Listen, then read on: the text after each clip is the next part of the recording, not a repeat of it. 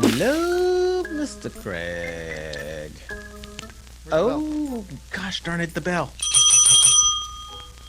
Hey, Mr. Craig. Mr. Jason. Now, here Mr. we Craig. have Mr. Jason. Here we Mr. have Craig. Mr. Jason. I'm Mr. gonna Craig. I feel like you're throwing me off here. So here, and I'm sitting exhausted. We've been going for 6 hours. It's a big day today. Woo! Let's get through So- this bumper. Seems like a week ago we did this webinar that we did this morning. Yes, There was almost 200 people on there, huh? that's true. Yes. It was a lot. Pretty cool. So thank you everybody who was on there. Can you imagine if every one of them subscribed on YouTube and on iTunes? And Yeah, gave tubes her in a tunas. Yeah, that's right. a pretty little thumbs up or a thumbs down, whatever. It doesn't matter. Just give us one or the other. So what we did was we talked about the 4 pillars, critical pillars of a modern agency. Yes. And we did a little webinar on it, and what we've learned over the time through this podcast, and then also we've implemented it all in our agencies. So we just kind of went through those 4 critical pillars. Right. Things you got to get consistent with. Yep. Don't And kill so- yourself if you fall off the horse and aren't consistent, then just get back at it. Hey, yeah. Don't be So too hard here's on that- yourself. This is that webinar. And it's Yes. coming up now, I guess, right, Mr. Craig? Now.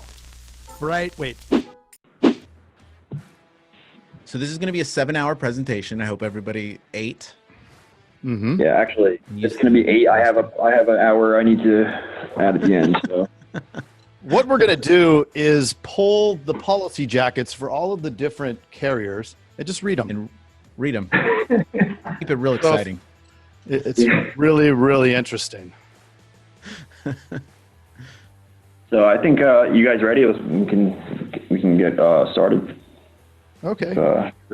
So I'm just really excited to have Jason and Craig here. We listen to their podcast. We are a sponsor on their podcast, and they have a great. If you haven't checked out their podcast, it's definitely a must listen. So we're really excited to have them presenting today on the 4 critical pillars of the modern insurance agency. So with that, as I mentioned before, if you have any questions, use the Q&A feature at the bottom of the screen. So any questions, we'll try to get to them before the end of the presentation. And with that, I'll pass it on to Jason and Craig. All right. Well, thank hello, you. Mr. Craig. Hello, Mr. Jason. Let's do Oh, this. wow. Yeah. I think they've heard that Bells before. in. So for those of you, but first, who are the dudes, right? Who are these dudes? So we thought we'd give a little, if anybody hasn't listened to the podcast or has, we thought we'd give some little tidbits. Did you look at this, Jason? Mr. Jason? I did look at this. So I didn't did know. look I at was this. I was hoping you hadn't, and we'd put you on the spot because I had a little time to think about it. But so Mr. Jason Feltman over there, your best month was that was 2 months ago, right? 2 months ago. So yeah, and going back, I've only been in the insurance business for 3 years. We took over a small agency, and we could barely survive. And it was just a couple of us, and we couldn't sell anything. There were a couple months that we literally sold 0. So we had to figure out by the end of that first year, we were eligible for a bonus, which everybody told us that we weren't throughout the entire year. So we had to figure out in 2 months how we can sell X amount of autos at the end of the month or at the end of those 2 months, and we were eligible for bonus. So that's when we started getting into leads, and we dove in deep. And then that second year, we refined our system, and then last year we opened up a scratch agency, and then we've been rocking. Yeah. There you go. So yeah, one of our best months was 193,000. That's pretty awesome. Yeah. I always feel like I'm always trailing you there. Well, and I've been in the business longer. I bought my first agency in 2008, and then the market crashed, and we were losing 90,000 in premium a month. And I thought, what the hell did I just do? So it was pretty gnarly. And somewhere in that time, there was a 12 item month. I went back and looked at 56.72 in premium, and that doesn't help replace the 90K. But we got it turned around. And before that, I had been financial advisor at Merrill Lynch and some other oddball jobs. But yeah, so, and then the best month was just last month. So 234 items, 117K. And really at the end of the day, it just would take a little more, there's a bad word I could use, a little more gumption and, just pumping more cash into the equation. And I think that I could very easily be at the next level, up there with that almost 400 items, because you put the money in, you follow the process, and it just spits the money back out on the back end, as long as you're watching everything carefully. Right, Jason? Right, Mr. Jason? Yep. Yes. I mean, yes. And I think we'll get into it, but even when we'll get into it. We'll go down that road. So we'll get into it. Yeah. What was your, go ahead. That's what we do. Yeah. What was my what? What was your biggest failure? Your biggest setback? Biggest setback. I mean, I would say into insurance. Yeah. So before that, I was bartending. I was straight up bartending, going to school full time and raising a bunch of kids.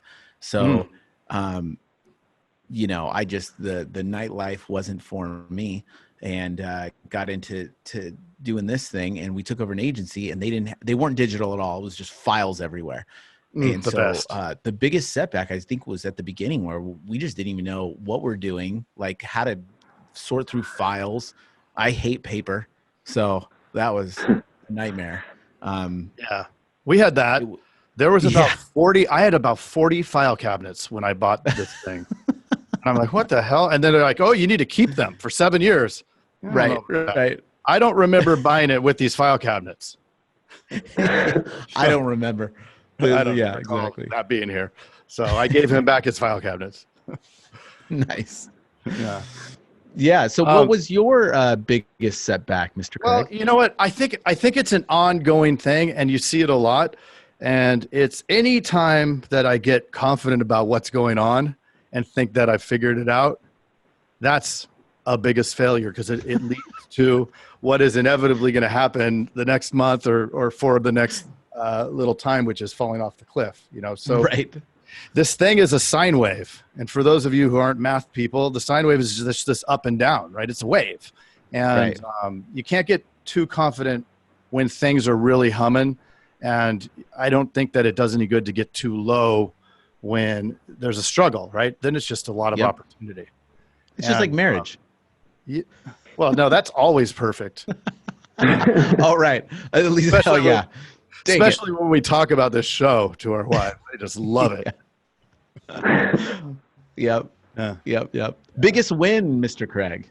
I'm going to go back to the items. I mean, just hitting that and staying true to the system that, I mean, I don't think there's new ideas. There's just executing on good ideas. And, there were a couple of months there when I was buying leads and not seeing results. And then, people complain on the Facebook and on the Bookafosh and all that. And, oh, leads don't work. And it's like, no, they work. You just have to have the mental fortitude to hang in there when you're not seeing immediate results, because you don't get immediate results, not at the scale that you want. 15 grand in, you don't get the money back then. You get it back in 30, 40, 60 days. And they don't work if you don't work them, and you have to know how to work them. Right. And who's doing what and at what point in time. And, so it's not hard. It's just challenging to enforce and make sure and create the oversight, the systems and processes to hold people accountable. That's it. That's it. I guess that's it. So we're done. All right, great talk. Next deck. How about you? What was your biggest win? Honestly, it was when I think it was the end of that second year when we just figured out, we started running those leads, and that second month of doing it, we sold like close to 90 items, me and, 1 other dude. And it was like, it was like a light bulb went off, right? They're like, oh Yeah. my gosh, It actually works. there's a way to, yeah. And it was like that light bulb moment of realizing like, you got to have a process. And if you follow that process, there's there's an actual result that will happen. Right. And sticking to it, because there's a trail. There's such a long trail, or there can be at times. Yep. And I'm so grateful to you because, you spent 2 years and however many hundreds of thousands of dollars to figure it out. And then, I was able to compress that into 3 months because I hadn't done leads. I mean, I'd done leads, I'd bought leads, but not done them right. The leads suck, right? That it's easy to blame the lead company when you only call the lead one time. I'd say that right. Or 2 times or 3 times. But if you're calling them 30 times, all of a sudden something happens, Yeah, you have to build the machine. You definitely have to. And I always tell people to start off with one person. Build the machine with one person. Feed them a ton of leads. Fail fast and figure out exactly like your scripts. Figure out exactly the process to navigate through there, and then wash, rinse, repeat. And then you can. It's got to be written down. Everything's got to be written down so that you do that. The first day, okay, we got to call them 7 times. The next day, it's got to be 6 times. Next day, it's got to be 4 times, or whatever it may be. And follow the process, the string of emails, all that stuff. I mean, you have to know because, and then when you're running leads like that, if you're running 10 leads that go through 6 calls a day, that's, 60 calls that day. And then the second day, if it's 5 times, you know what I mean? That's 50 calls plus your new 60 calls. So that's, you know what I mean? Like you got to figure out like the math and how it works. It's an exponential growth in the amount of activity that has to get done. And if you're thinking that there's a lot of the solo agents that's not going to happen. And then even the LS or, the producers, I don't think that it's their best activity to be calling those leads, right? To be expected to call 400 dials. And that's how you burn somebody out. But we're going to get into that. Yep. Yeah. Let's go to the next page, Mr. You want to? Okay, Mr. Jason. So there may not be new ideas. I don't think there's new ideas. In fact, they're so unnew that we stole the four pillars that we do for our podcast, the things that we focus the spotlight on from Tolga, because he came on. And I mean, this is why we created the podcast to help everybody else, to give you ideas. I mean, if you can extract one little nugget of knowledge from what we banter about, then we've done our job. And we've also selfishly been able to connect with people that I know for certain there's no way I'd ever be able to talk to. Robin Sharma, Garrett White. I mean, it's crazy. Tolga wouldn't talk to us, but I did on my personal podcast today. I talked about that you are the asset. So as you're building your business and as you're running your insurance agency, remember you are the asset. So you invest in yourself, like learn this stuff, because then you don't have to worry about the business that much, because you know that you know how to do it, and now you know how to run it, and Yeah. Well, don't be. Everybody gets so fearful. Oh, if I spend this, I'm going to lose that money. No, it's an investment, and sometimes you're going to not get an ROI on whatever you spend on, but you learn something from it. People pay how many hundreds of thousands of dollars for college, which in the end is mostly bullshit.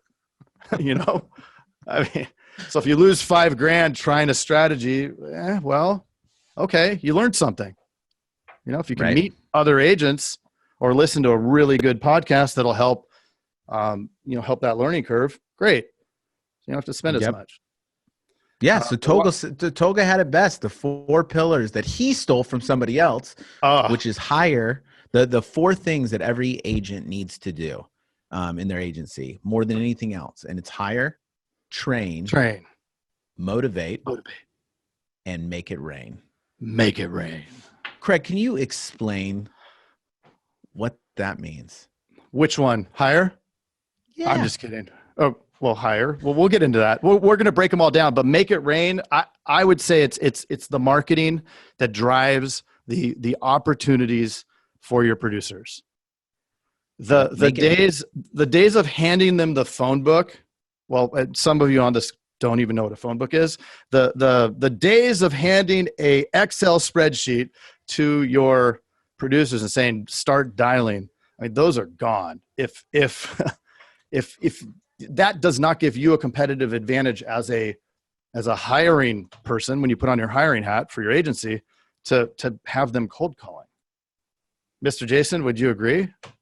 Yeah. I mean, and if you do, I mean, I suppose you could do that, but it's really going to burn some people out.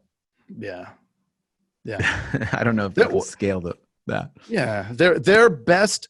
It's all these things like, we can say, oh, I can do that. Well, yeah, you can do that, but is that the best use of your time? I could compile spreadsheets, right? But I could also hire a college kid to compile spreadsheets. And then because I can't create more time.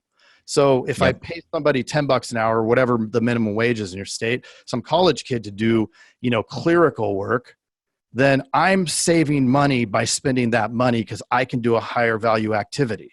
The same way that your producers, them cold calling, that is not a good use of their time. Them quoting, that's a good use of their time, and that should be the only use of their time, right? I mean, that's what they're there for. There's a barrier to entry to become to become a producer, right? So they have to get licensed, all of these other things, they have to be trained. Well, why would you have them doing cold calls when there is no training or anything required to do cold calls? Right. Got to have them quoting the activity that generates the results for them. Yep. Then you win.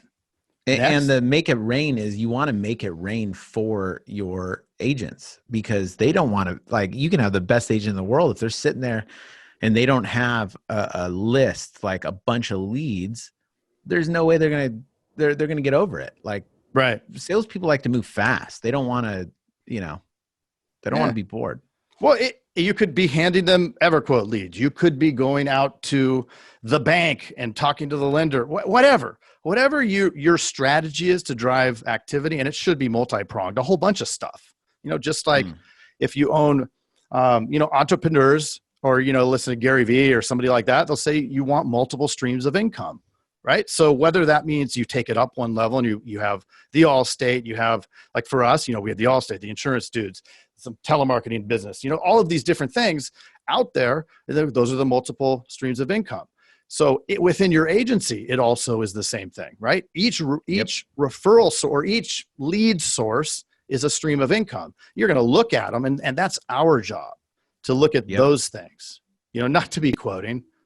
I mean, when you're at the beginning, sure, you're probably going to do some quotes and be part of it, but eventually you're going to step up one level, and then you're going to back out from what you're doing there and manage people so that they're doing that. Yep. Because I was talking to Wyatt Mace yesterday. He's an agent in New Mexico, and we were talking about what his activity is. I mean, he is 100% tapped out if he writes 40 items. There's no way he can do more. That's what he says, 40 policies, right? So, but it's easy, or, it's not easy, but you can replace that, right? You can find somebody and you can pay something, and you will replace that 40, and his time is much better spent doing other things, right? Going up to that next level, because he'll get a multiple on his time. Yep. Training, doing these things, hiring, training, motivating, making it rain. That's where he's going to get the maximum amount of leverage as a business owner, because that's what you want. If you're in there doing and it's fine. If you love it, great. But I don't love quoting and dealing with this stuff. You don't? Like that. No. Yeah, I know. Sorry.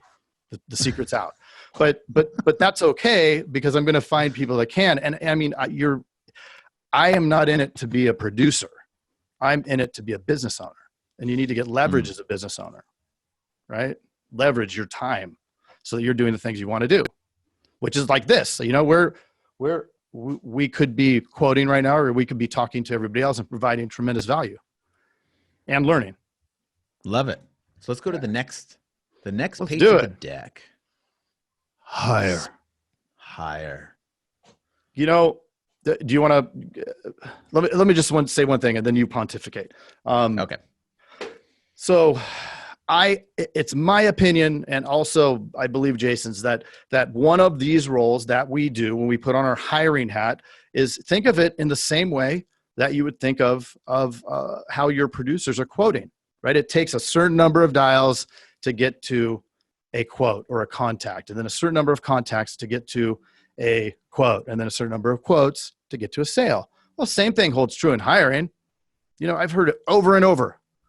Oh, I scheduled a bunch of interviews. Nobody showed up. Well, of course not. Here's the numbers. Yep. And I would say, so the other thing is you have to constantly be hiring. We hear it all the time from agents.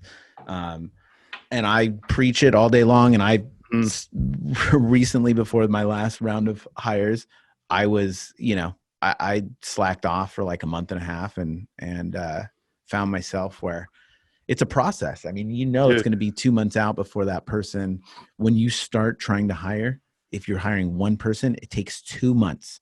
One month to find the right person, the second month to train them. So you're 2 months out. You're too much behind. So because of that time, you have to constantly be what, Craig?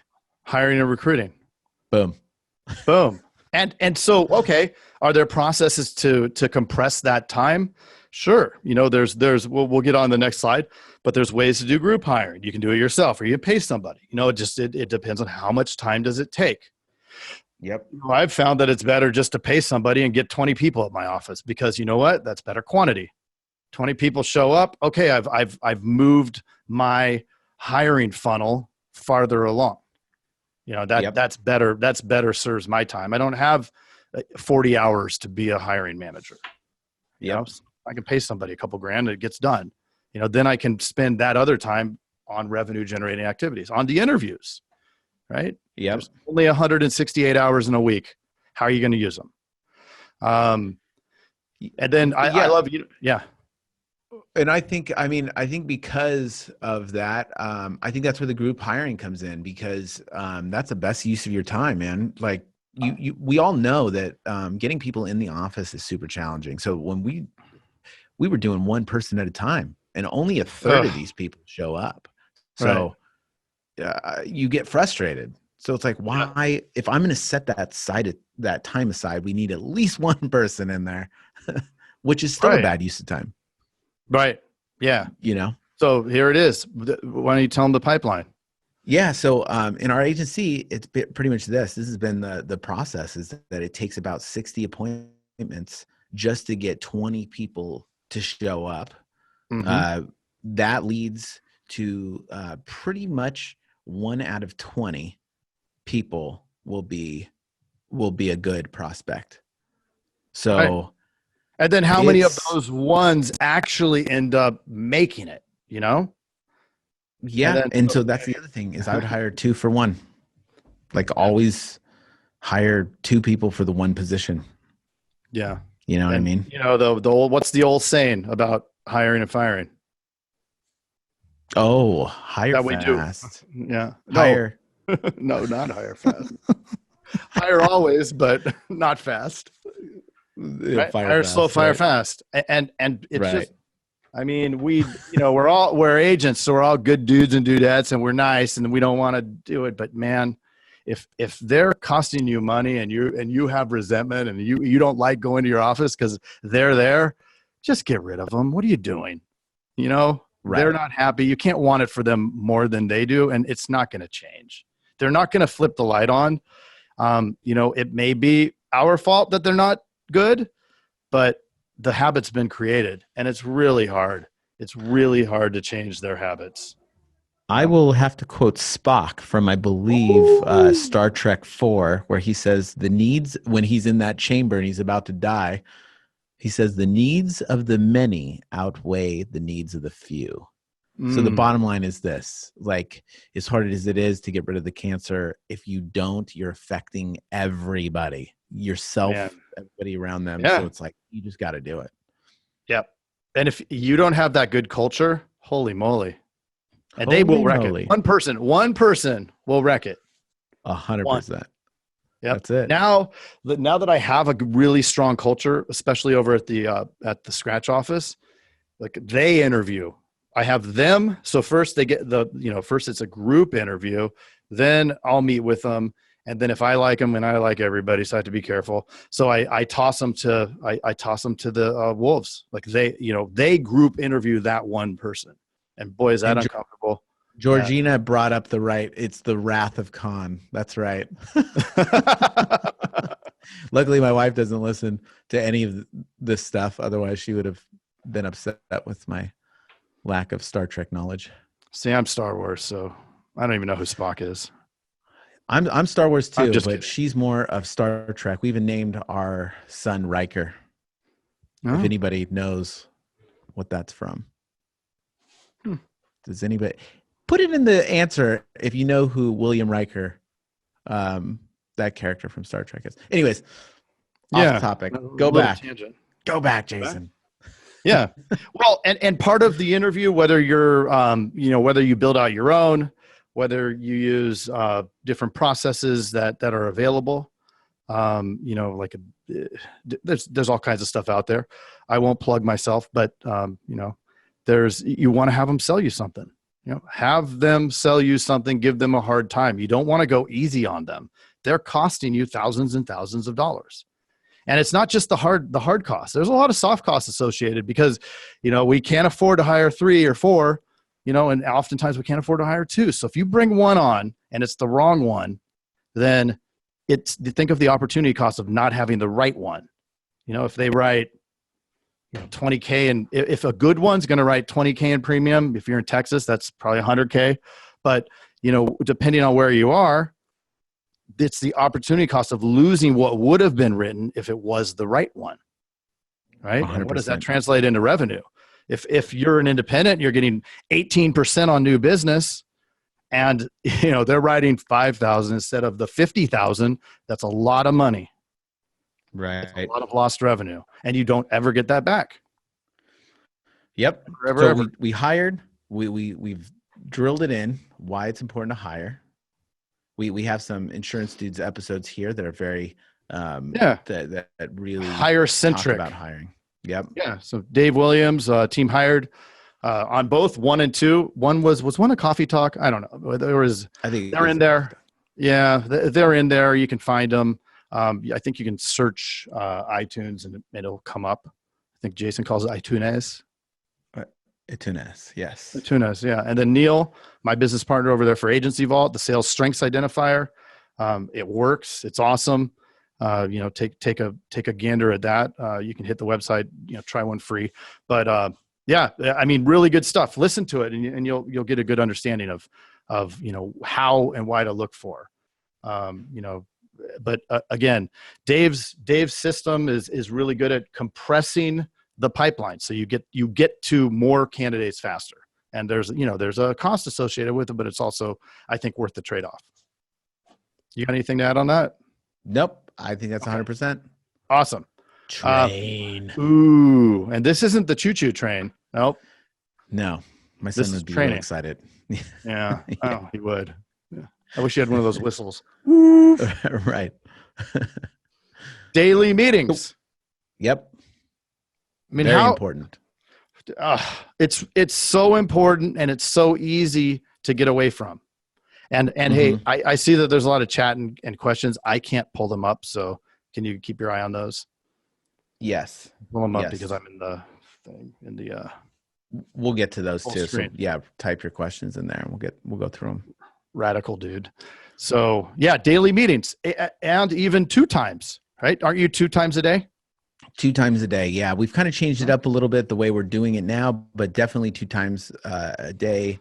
And definitely it keeps everybody unified. I mean, remember, it's a team, so everybody works together. Like, it keeps them all talking to each other and like supporting each other. And it also gives you good insight, good analytics of where everybody's at. It's very easy when they start talking to each other to see where they all are at.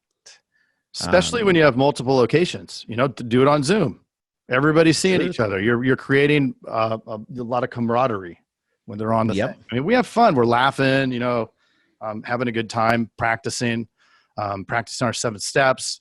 Yeah. whether we're looking at overcoming objections or rapport establishment techniques, whatever we're doing, we practice. And I mean, we are not a bunch of Allen Iversons out here.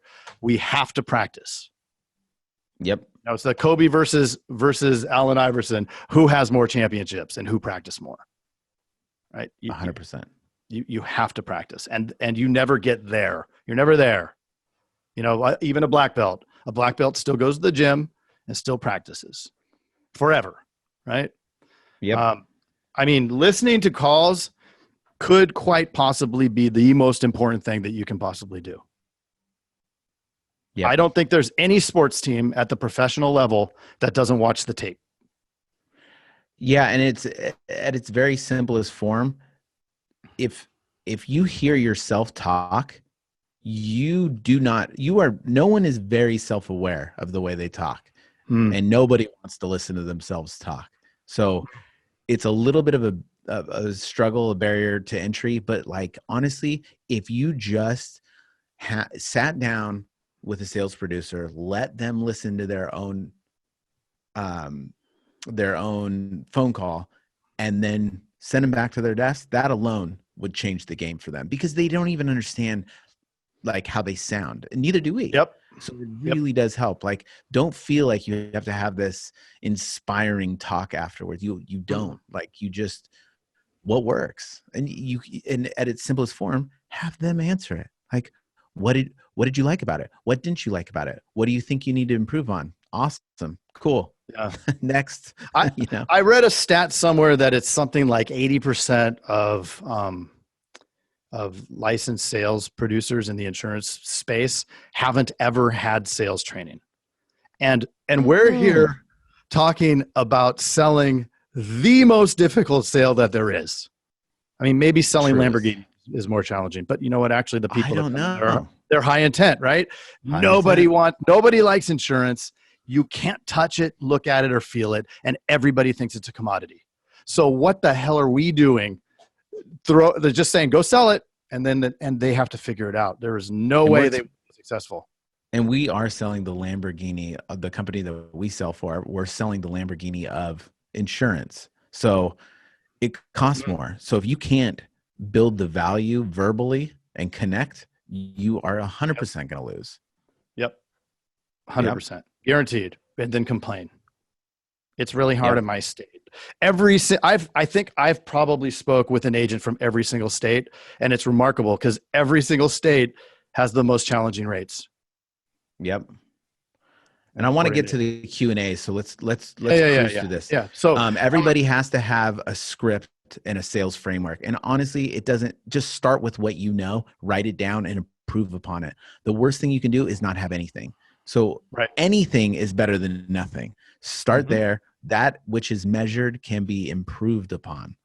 Right. So if you don't track and measure, then what are you, you're just, it's like being in the middle of the ocean without a GPS thing. You're just kind of we're the only industry that doesn't have any, that will allow people to sell stuff with no plan. I can't believe it's incredible. You'll hear some, like a sales producer from any agency, and they're doing a lot of they don't know what they're talking about. They're stumbling on their words. They're not building value. And it's like, dude, you do quotes every day. How do you not? It's the equivalent of a golfer taking a different swing every time they get up there. Right. It's insanity. Right. Why wouldn't you create consistency? Because the people are typically going to be different in each thing. So you have to figure out, remain consistent. So you're going to hit that middle, right? You're gonna get more people. But if you try to switch it up in the same way that remember how I said, we're going to look at their credit, then we're going to do a pitch differently. And you're like, dude, what? No, you have to create the consistency. In fact, it's more important on the people that are likely not going to buy to have that same conversation, because you get better. You're going to get more objections, more excuses why they don't want to do it from the ones that we're likely not going to close. So why not practice with those? Practice in the worst case scenario. You teach yourself to suck. Like that's what I tell all of our producers is, like, if you're deciding like this person sucks and you give a crappy presentation, then you're teaching yourself to suck. There you are. So then.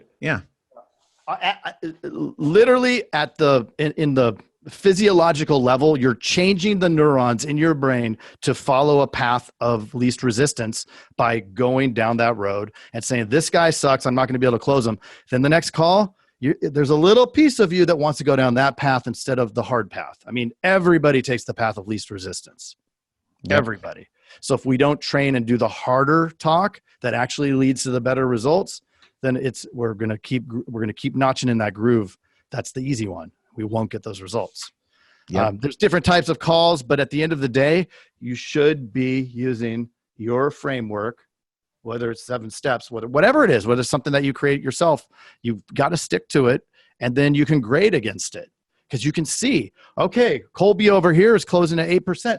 Jazz is over here, he's closing at 12%, but they're doing the same thing. So where is it dropping off? What's the challenge? Could it be tonality? Could it be, what is it? And often it's tiny little micro tweaks, right? We're doing a lot of little things throughout the call to move it towards a yes versus away and to a no. Yep.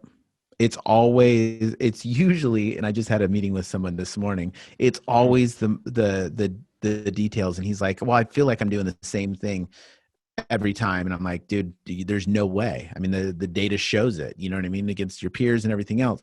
And most of the time they are doing a great job. Like the agent that I talked to this morning, he's doing a great job, but I guarantee it's those little tiny words, you know what I mean? And those kind of things, or the connection, just spending just a tiny bit more time on the connection. Like these little tweaks make the biggest difference. Totally. I love, like, one of the things that you've said, and we'll skip down, talk about anything other than insurance. This call has to deviate away from the product. Everybody hates insurance. It's totally like the dentist. I mean, who is jumping up out of their seat to go to the dentist? Well, guess what? We're worse than the dentist. They don't want to come here, right? They don't want to talk about it. They don't care. The competitors have spent billions of dollars to say that it's a commodity. So we have to meet them where they are. I love what Jason has here, where, we meet them where they are, because the moment you start talking to them right now, it's the price, it's quick, and it's easy. That's what they want. So you have to give them what they want. You're going to slowly change that in the conversation, but you've got to shift your focus to that need. Yep. Right. You've got to mentally. Yeah. It's in that order too. They care the most about price. Then the second thing is they want to make sure it's quick, and easy would be the third one. But honestly, that's where they're at. And if you don't, I mean, if you want to get through, we always say that there's 2 parts to the sale. Well, I guess there's 3, but the main 2 is the selling them on just doing the quote, on spending the time with you. And then the second part is actually selling the policy. But that first sale of selling them to do the quote, you have to address what are the 3 things that they're worried about. Their time, because they don't want to deal with this. The price, mainly the price. So you just let them know, we're going to give you the cheapest rate, and this is going to be super quick and easy. Just a couple minutes. Easy. Yeah. So, but meet them where they are. Yep. Exactly. So look at your best salespeople that you've had over the years, and the best ones agree with everything that the prospect or client says. They agree with everything, even when it's the opposite. They'll agree and then say the opposite. But you've got to meet them where they are, agree, and then you're gonna convince them. But at first, you have to do it, and then it's that connection. 45% of the sales rapport. If you're in that thing where it's the dead fish and you just can't connect, it's the worst, right? Yep. And for people that want to quantify that, because that's what I've done in the office, it's like you have to know where they work. Like, find out where they work. You have to know if they have a family. People really care about their kids. It's a secret, It's like these are, and you figure out, do they have any hobbies? Like, if you can figure out any of that stuff, people love to talk about themselves. Get them talking about what they like to talk about. That will make them look back at the conversation and go, oh, that was a good conversation. If you're talking about, well, this coverage, this, and if you lose your car, then it's like, they're never going to remember that. That's horrible. It's a horrible conversation. Horrible. And then you slowly and quickly touch on the features and benefits, right? But those features and benefits have to align with their pain. So you've got to ask those right questions to create the story of pain, right? Something in there is the pain. So this is where it does switch a little bit sometimes, because there's different pains to different people, but you've got to find it, right? Yep. Got to find that. With the features, pains, or the features, benefits, and story is this: features don't sell anything. You can say this is a purse that has a handle, it has a pocket or whatever. No one's going to buy that. You know what I mean? But what are the benefits of that purse to that, it might be the status, the Corinthian leather or whatever. You know what I mean? Okay. So now it's starting to sound like I'm interested. Then the stories sell more than anything else. So it's kind of a linear path, but if you're just listing features of your policy, you're not going to sell anything unless you're the lowest price. Yeah. And then there's no skill in that. There's no retention in that either. Yep. No retention. And the pain has to put them in an emotional state where they feel it. Carnegie, and what's that book that, Win Friends and Influence or whatever. Yeah. He talks about they don't remember what you said. So all this crap that you're regurgitating, they don't remember any of the words. They remember how you made them feel. And so the only way that you elicit how you make them feel is to create the pain. So I was coaching last night. One of my guys, he's like, yeah, she was focused, all the things. She was focused on price and in a hurry, blah, blah, blah. Of course she was.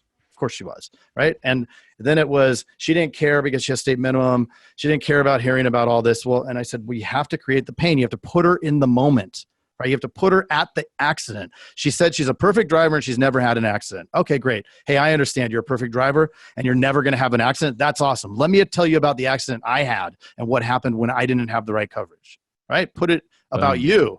And then, we were there. It was like the freaking beginning of Saving Private Ryan. There were just everything, stuff crashing. I didn't know what was going on. It was hot out. Oh my God, I'm sitting on the side of the curb. I try to call my provider and it's putting me in a phone tree. The cop's coming over talking to me. The lady's all pissed because she's bleeding. It's like, you put in this, you create the situation where they're like, oh my God, if that happened to me, I'd want to be able to talk to somebody, right? Yep. Put them in that emotional state and then they're aligned. Then they have a need, which then you give them that value. This is what we do, right? That situation would be terrible if you called and the line was busy, or worse, you're on hold, right? You're on hold and you're bleeding and the ambulance is coming. You don't want that. Yep. And then they'll buy in. And the close is, why must you invest in this? Why would you invest in this coverage? And they'll tell you, when they tell you, hey, it changes. Well, let's fast track this a little bit because I think we're going long. Yeah. Yep. So after that, everything else is overcome objections. You've heard that all before. Yeah. So some great episodes. Neil number 2, which was fairly recent. In most of the Coffee Talk episodes, we will touch on some kind of training. Allison was great. Laura Harris, awesome for training, and she talked a little bit about service training. So some great stuff in there. Highly recommend popping into those. So motivating. Yes. Motivation. Yeah. Some stuff that we do in both of our agencies are, we run sales contests frequently. We do the daily meetings. We started doing peer-to-peer coaching, which helps on all levels, the morale and everything else. And they'll listen to each other. Somebody's going to listen to somebody who's crushing it, that's actually crushing it, rather than a boss that's, telling them what to do. Yeah. So peer-to-peer is huge. And then another thing that helps in both of our agencies, we haven't discussed this much, Greg, but in our agency is teams. We used to have 2 teams and they'd compete against each other. Now we have 3 teams and it's fun. Like it creates a lot of fun. I do that with the 3 offices. So, there's Tucson, Maine, Tucson, Scratch, and then Casa Grande. And so they all compete against each other and they have fun. So it's pretty cool. So where do we go? Here we go. Motivate. We got Tolga. And we love to bring in people from outside the industry because you can take, look, this isn't rocket science unless you're talking about the Mayer episode? He was a rocket scientist. Alex Mayer from Alex Mayer, Mentor Talks. Dr. Alex Mayer. Yes. I didn't put him here, but he was motivating too. But outside, I mean, you bring in these people, Robin Sharma, he's a New York Times bestseller. Great episode, really cool guy. I was surprised when he said yes, and then a lot of the coffee talks, we touch on that. Jamie Alderton, he's a workout guy. This guy lives in England and he jumps in the ocean every morning. I mean, that's crazy talk. Yep. Mikey Taylor, pro skateboarder that, and skateboarders are traditionally not the people that you look at as being motivated and motivating, but he started, what's the brewery in San Diego? St. Archer. St. Archer, bought by Budweiser. So some really, really good stuff. And with this, it's key to not only motivate your team, but motivate yourself. Like, you have to be motivated. It's impossible to motivate other people if you're not motivated. So you have to keep yourself sharp and you have to keep yourself motivated. Right. Doesn't mean you have to be there 24 hours a day, but you have to inspire, right? Leaders must inspire. And you create the vision and they'll follow, right? If they believe that you're in it. Make it rain. So what everybody's been waiting for. Let's talk about them leads. Get them leads. Does anybody know any lead companies around here? I'm just kidding.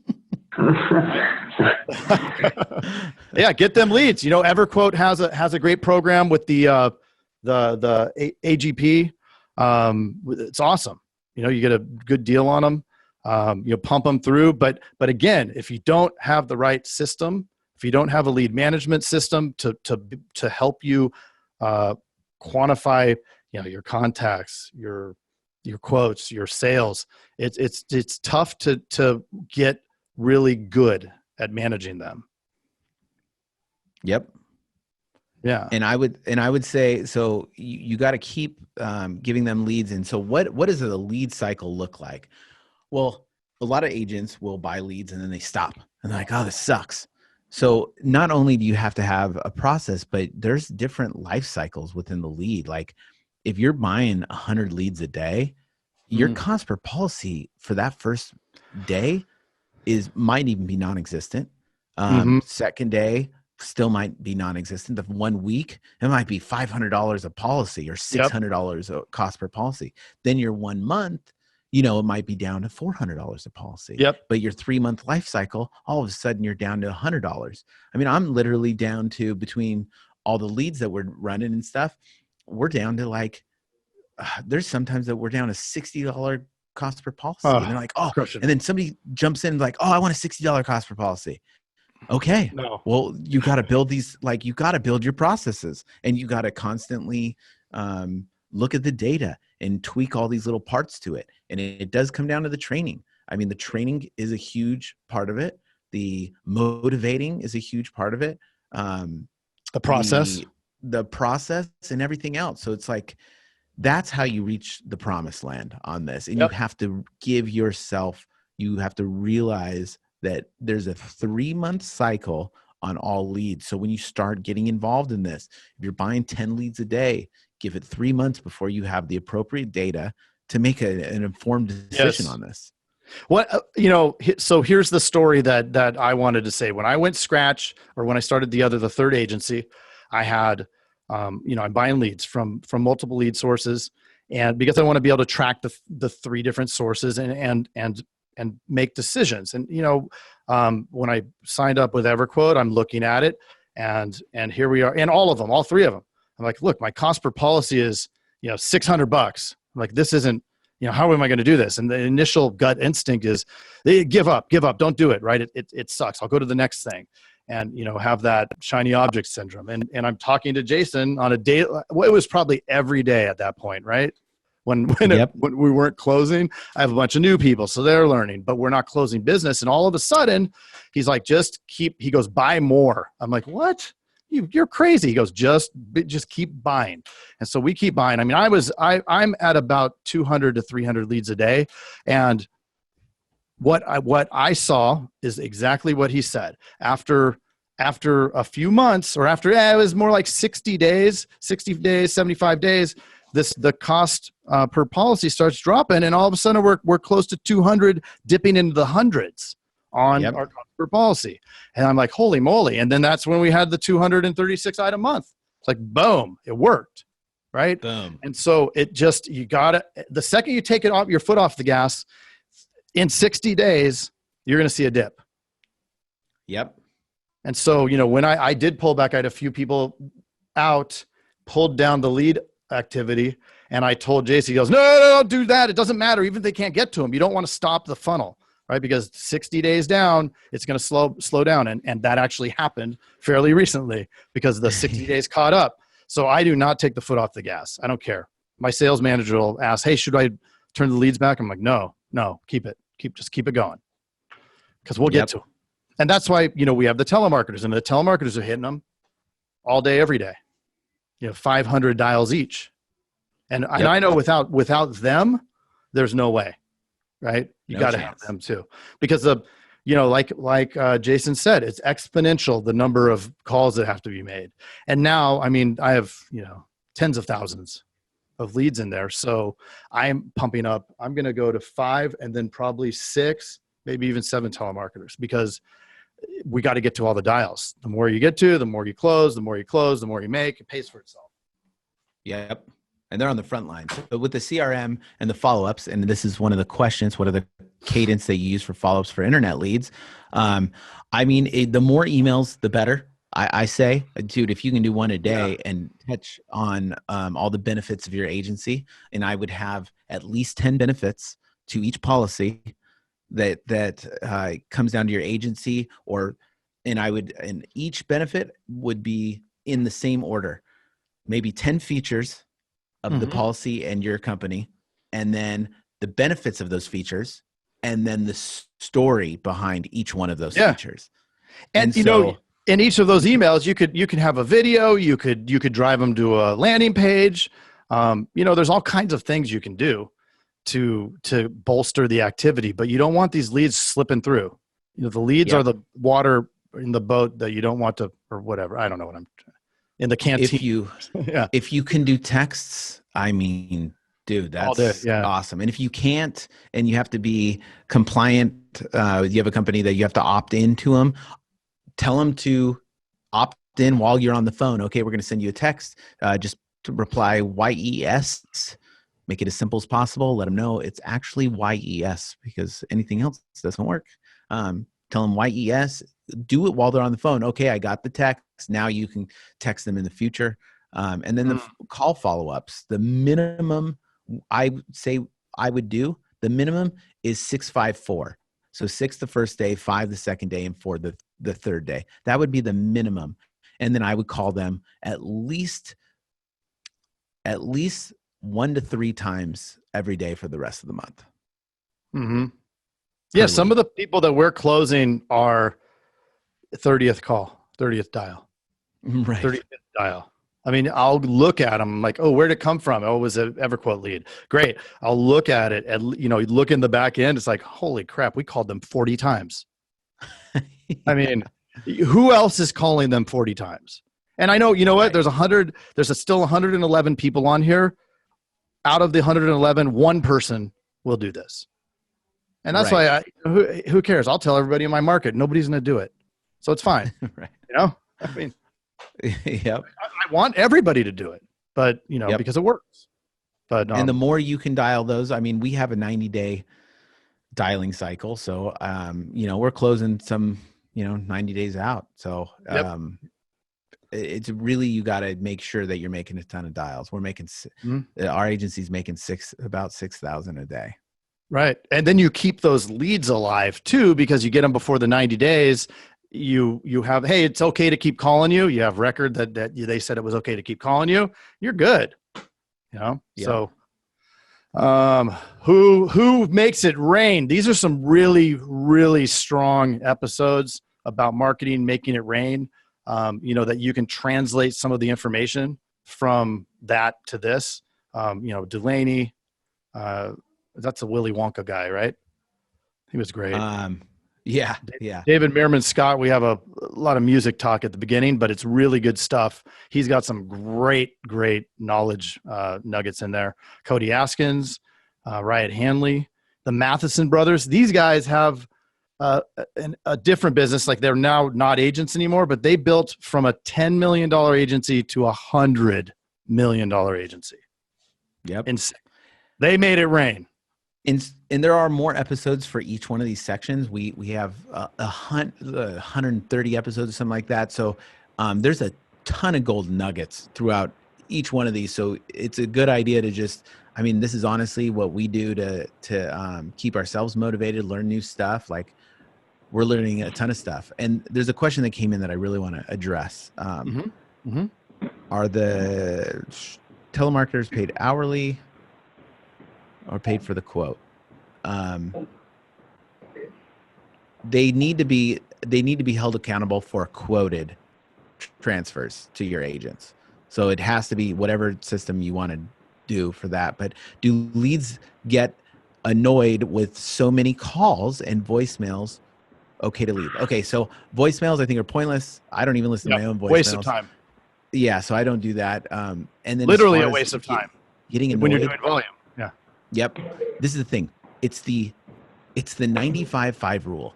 If 5% of the people, and this is, I don't know why we're all like this, but we're all like this. So if your agents, they might hear about it 5% of the time, they might get annoyed. And I think it's less than that. They get annoyed about how many phone calls. But here's the deal. Do you want to cater to the 5% of your leads or do you want to cater to the 95%? 95% of them won't be pissed. And actually we get people all the time like, wow, you guys are so persistent. Thanks so much. Nobody wants to deal with insurance. So once we get a quote, we'll call back. And eventually they either call back, which they almost never do, but they'll pick up the phone one time like, you know what? Thanks so much to keep following up with me. I'm so sorry. So think about it. You just got to look at it from their perspective. They're out enjoying their life. They keep getting a call from this person that they quoted with that hopefully connected with them well. Well, they're like, I can't do it right now. I don't want to do it right now. There's going to be a point in time where it's like, bang, they're ready for it. And hopefully you made that call that day. And if you didn't, they at least know every time that day, this is what I tell my agents, every time they see your number, it puts you back on their mind. So it's very, very important to call them every day. And even when you quote them, call them back every day. Don't lead with the quote, lead with their dog. They talked about they love little buttons. Yep. Yeah, how's Buttons doing today? Oh, okay, Buttons. Great. Like just talk about the other stuff. Like you don't have to say, how was the quote? It's like, who cares? Just say hi. Some people are like, what do I talk about? It doesn't matter. Just call. Be human. Like that's straight up. That's our, you guys, we're going to be replaced by robots, right? Well, the people that can't connect will be, because that's our competitive advantage as people.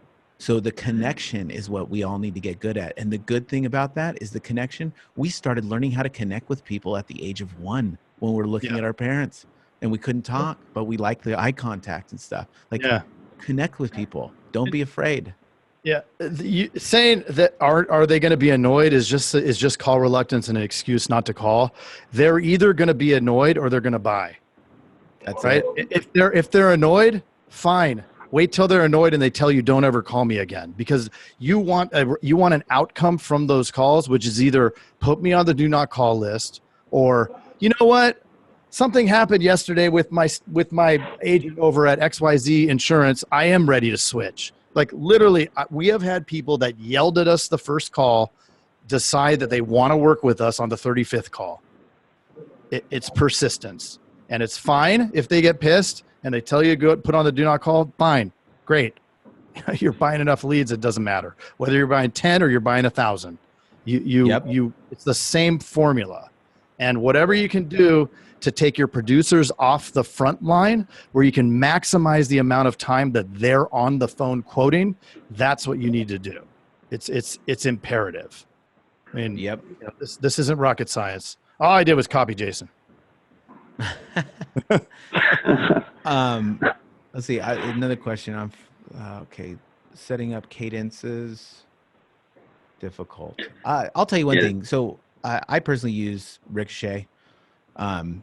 I spent so many hours learning that system that it's crazy. And I tell everybody, if you go into that system, it is a harder system, but get ready to spend 80 hours learning it. But if you do, it can pay off a lot. So when it comes to technology, especially your CRM are the machine guns. It's like if you have a good machine gun going up against somebody with a little tiny knife, I think you're going to win. So it's like, learn that machine, because that is your best weapon. Learn it. Spend time at night. Like go through it. Try to understand it. You may not want to, but you know what? Somebody else does, and they have a competitive advantage. Right? They have the machine. You've got the freaking pocket knife.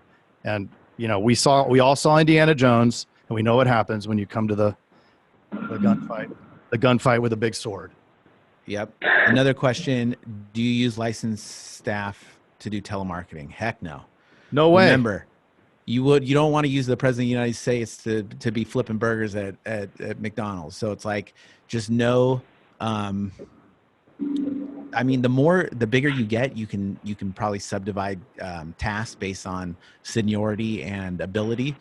So the more you can do that, the better. I would definitely, when you can pay somebody $350 a week to make 500 dials a day, which equates to 10,000 dials a month for you, why wouldn't you? Why would you have your person you're paying $15 an hour doing that same activity? That's insane talk, right? Yep. Insane.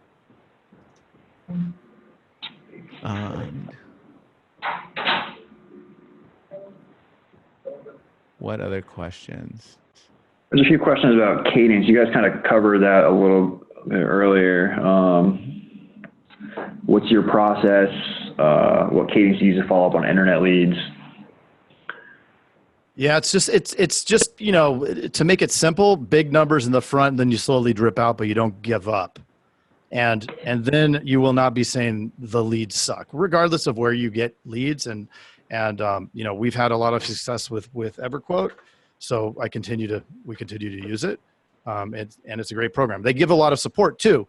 Some people who may not have that technological prowess, you have a what's the business consultant. Yeah, the business consultant. So it's Brianna. So I get on there. She goes over everything. Helps reassure you. It's kind of like your financial advisor of your leads, right? She'll go over everything that's going on, and it's great. So you hop on there, and you have that relationship, your consultant that's going to help you with that, and then good stuff.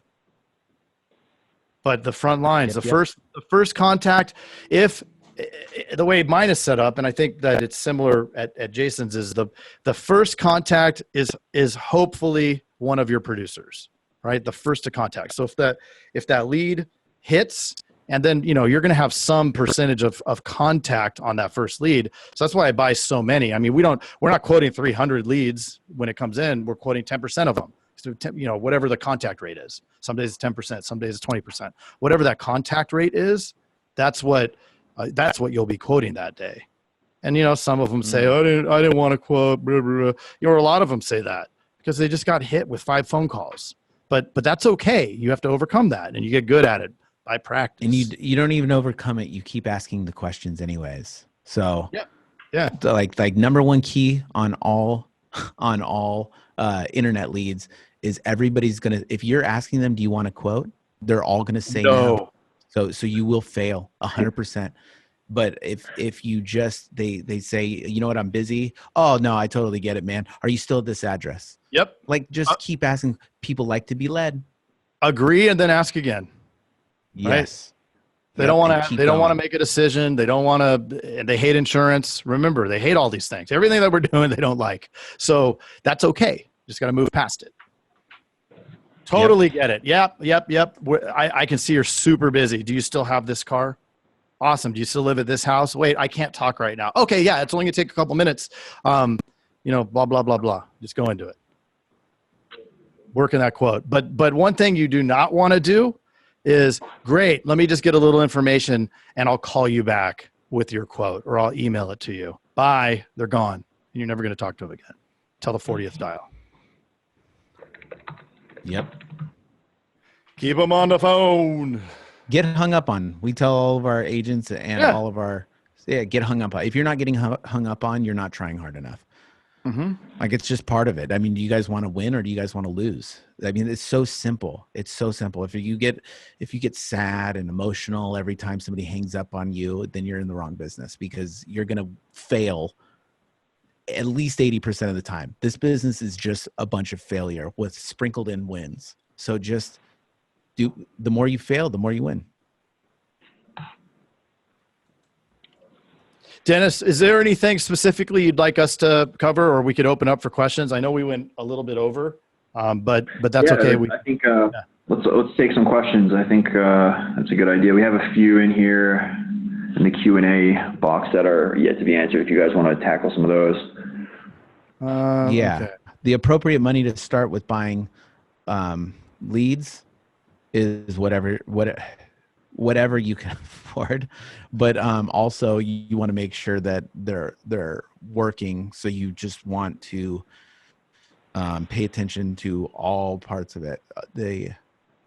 As long as that they can overcome those objections and stuff, like they're not afraid to get hung up on, I would let it roll, and I would listen to them real carefully, that, until you have a process that's written down and you're like, okay, we're going to do this on every time. Yeah. Yep. I 100% agree. Georgina, we can't answer your question. You could ask us offline on that. Okay. So the question is, what is your plan of attack if there was a centralized servicing center? I'm not. I would do that. I mean, this is the bottom line, is with all this stuff, it's not our company. So who cares? I mean, honestly, so you just have to, whenever there's a problem, us as entrepreneurs, we just need to solve it. So if that's the case and it lowers the percentage that you get paid back, then you need to go super deep in the sales and figure out a way to cash flow that. I would say this is that if I had to do that, I would figure out a way to win at it. Do I want to do that? No, because I think I can catch wins by servicing it myself. I like more control. Right. But I think there's more opportunity. Every time that you have an inbound call, whether they're a client or not, those calls are opportunities. And if you have service people that aren't turning them into opportunities and just want to sit around and do endorsements all day, then you better find somebody who actually will be a hybrid. Like I no longer have any straight service people. They're either hybrids where they do service and sales, or pure sales. And I give them the opportunity. I will not have my service people do sales, just because I think it's two different personalities personally. So what we do is we have them set up quotes and set up life appointments. So, and they have a certain amount that they got to do, and they do it. And then I want my salespeople, I want my closers closing, because they're better at closing. My service people are better at servicing. You know what I mean? Yeah. Kelly asks how many leads you'd recommend. I'd say 20 to 30 a day per producer. That's my number. You're about that, right? It's whatever your system can handle. I'm doing about 40 a day per person, but it's because I have telemarketers and they can handle it. It's pretty intense, but that's why I'm ramping up mine. It just depends what your contact rate is and all that other stuff. So what's your lead time? Like how long does it take to close those specific leads? Are they service and sales producers? Are they just sales? There's a whole bunch of factors that go into that. 100%. Okay, so setting up a cadence within a certain CRM, I don't know. I would invest a lot of time into just learning the CRM. I would just spend a lot of time. And if that CRM doesn't work, use a different one, as long as whatever company you're with will allow you to. Mm-hmm. You want to handle this one? When do you consider a lead dead? When they tell you bad words and say, do not call me again? I mean, until they say, do not call or take me off the list, it's not dead. They could scream at you, but if they didn't say, take me off your list, they're still a lead. And we've closed some of those. And they apologize. Yep. Sorry, I was such a jerk. Sorry, you know what? I don't know why I yelled at you. I love it because I say this. Well, what happens if they get mad about calling? Well, we take this really seriously. I know this is really important. This is you and your family's life. So it's very important. If you don't want us to call, I don't want to waste my time either. So we'll take you off the list. It's as easy as that. Yeah. Yeah. It's almost like you flip the script. Like, this is so important that's why I'm taking this seriously. If you don't want to take it seriously, if you don't want to take this seriously, then I can't force you. Back to hiring. I recently cleaned house and have only one service person now. I'm doing most of the selling, but bogged down by the service work. Should my next hire be a salesperson or a telemarketer? Sales for sure. Well, and you're talking about the how. You want to create your outcome and then work backwards to it. And that's what I did in our agency. We hired a salesperson. We refined the process. Then we duplicated. And our salespeople didn't have telemarketers at first, and they were making 400. They had to make like 400 dials a day. And then I realized after a round of people that got really burnt out, I was like, well, I have to relieve the stress of this. You have to you always have to empathize with your staff and everything. So 100%. Your job is to alleviate any pain points. I mean, gosh, if they're sitting in a chair they don't like, and they're there for 40 hours a week, buy them a new chair. Like, whatever the pain points are, like, try to eliminate those things, because the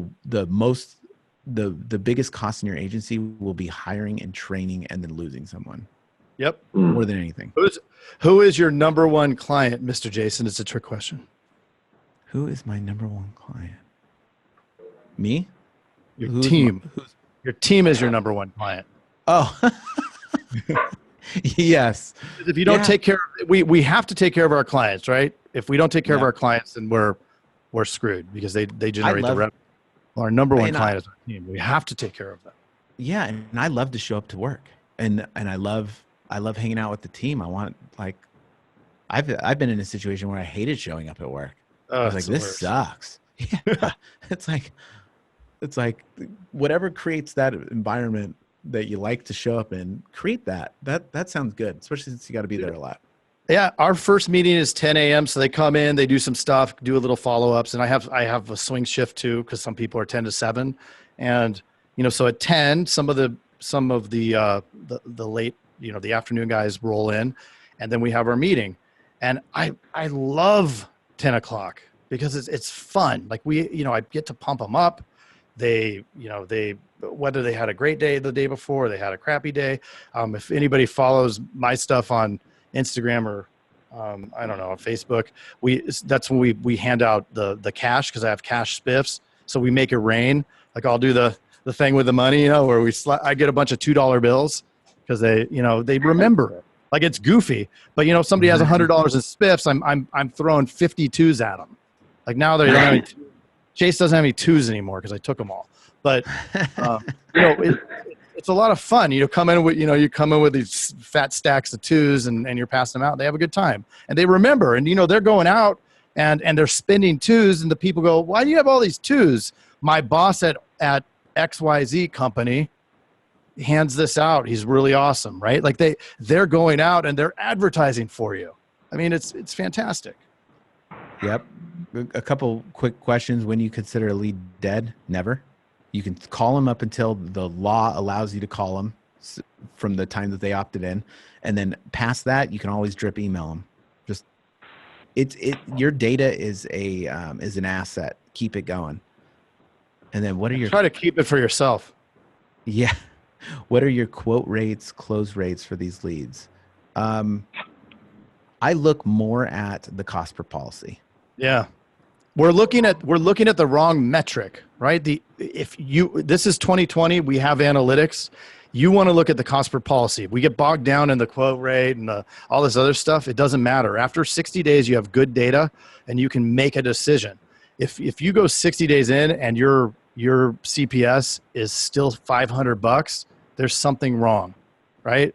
It's either the quality of the leads or the quality of the process. And I would look at those cost leads. Per sale. Right. What did I say? CPS. I don't know. I just acronyms. I'm always confused. Yeah. Cost per sale. So that's your acquisition cost, right? What is this is what every business that runs like a business looks at what the cost is to attract those clients. And then you know, not to go too far down the weeds, you want to look at the lifetime value of those clients, right? If you're selling them as a commodity and you're selling on price, your lifetime value is very low because they're probably not going to stay after the first renewal. But if we're doing it the right way, you have them for 5 years, you know, 6 years, 7, 10, right? What's the lifetime value of somebody paying $3,000 every 6 months? A lot, right? Yep. So well, let's do that. So that'd be $6,000 a year for 10 years. That's $60,000 in premium. So that's $6,000 in your pocket. The lifetime value of a 10-year client paying $3,000 every 6 months is $6,000 in your pocket. So what would you pay to acquire that client, right? And I would that's a rough metric right there. That's a very rough.